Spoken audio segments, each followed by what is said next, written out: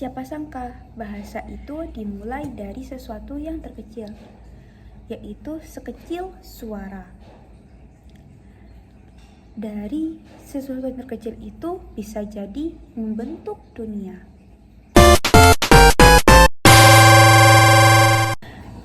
Hai teman-teman semuanya, Assalamualaikum warahmatullahi wabarakatuh. Perkenalkan, nama saya Evi Susanti dengan akhir NIM 150. Di sini saya akan membawakan monolog atau storytelling dengan tema definisi fonem dan variasi fonem, yang merupakan salah satu penting dalam kajian linguistik, terutama dalam fonologi. Pada suatu hari, aku pernah duduk di sebuah warung kopi kecil di dekat rumahku. Di sebelahku ada seorang anak yang bertanya kepada ibunya, "Ibu, mengapa kata padi dan badi itu berbeda? Padahal kan hanya beda huruf satu saja. Mengapa?"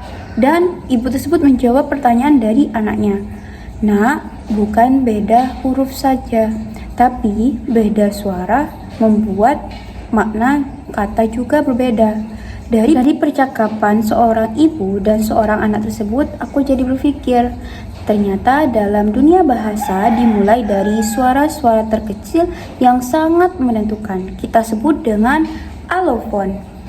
Apa itu alofon? Alofon adalah struktur bahasa terkecil yang sangat mempengaruhi perbedaan makna. Alofon adalah struktur suara atau struktur bahasa terkecil yang dapat membedakan makna. Perhatikan dua kata ini, pada kata padi dan kata badi. Dan perbedaannya pada bunyi awalnya saja. Bunyi pada huruf P pada kata padi dan bunyi huruf B pada kata badi. Apakah maknanya sama?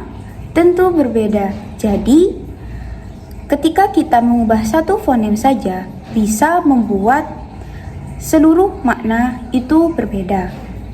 Perlu diingat ya, teman-teman, bahwa fonem itu bukan huruf, tapi bunyi. Jadi, dalam fonologi, itulah mengapa kita lebih fokus pada suara pekerja dalam suatu bahasa.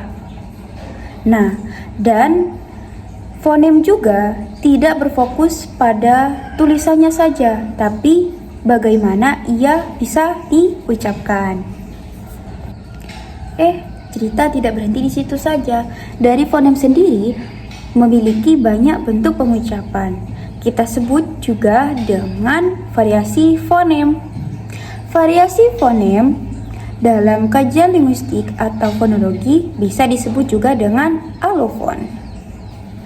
Perhatikan pada kata kunci dan kata kita.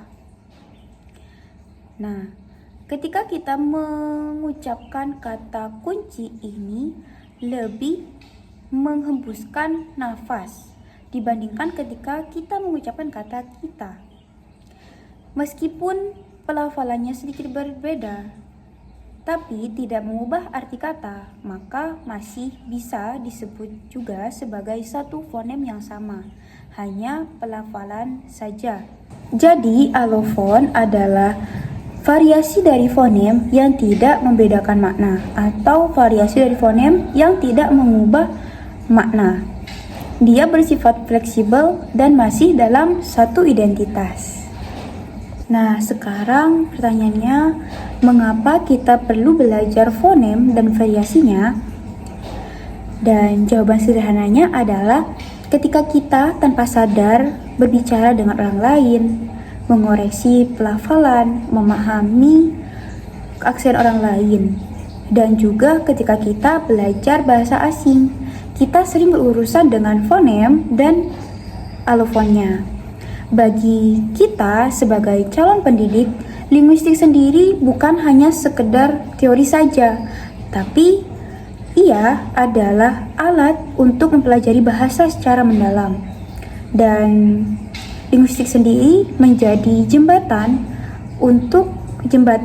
antara bahasa, suara, makna, dan komunikasi. Sekian dari saya.